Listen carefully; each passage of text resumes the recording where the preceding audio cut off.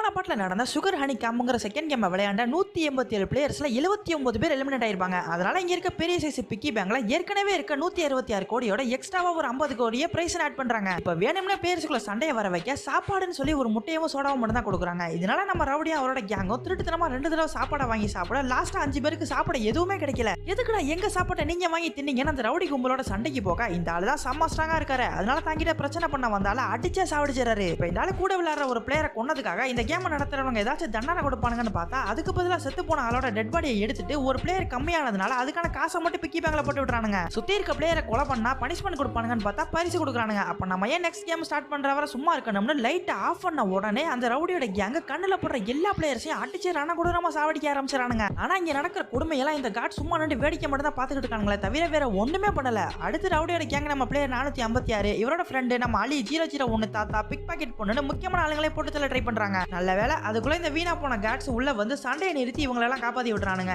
இவ்வளவு நேரம் இங்க நடந்த கலவரத்தால மிச்சம் இருந்த 108 பிளேயர்ஸ்ல 28 பேர் தேவையே இல்லாம கொடூரமா செத்து போயிட்டாங்க. ஆனா நம்ம டீம்ல இருக்க ஆளுங்க சின்ன சின்ன அடியோட ஜஸ்ட் மிஸ்ல எஸ்கேப் ஆகி உயிரை கையில புடிச்சுக்கிட்டு உட்கார்ந்திருக்காங்க. அடுத்து என்னாச்சு, இவங்க விளையாட போற தேர்ட் கேம் என்ன, அதுல இருந்து யாரெல்லாம் தப்பிச்சாங்கன்னு நெக்ஸ்ட் பார்ட்ல பார்க்கலாம்.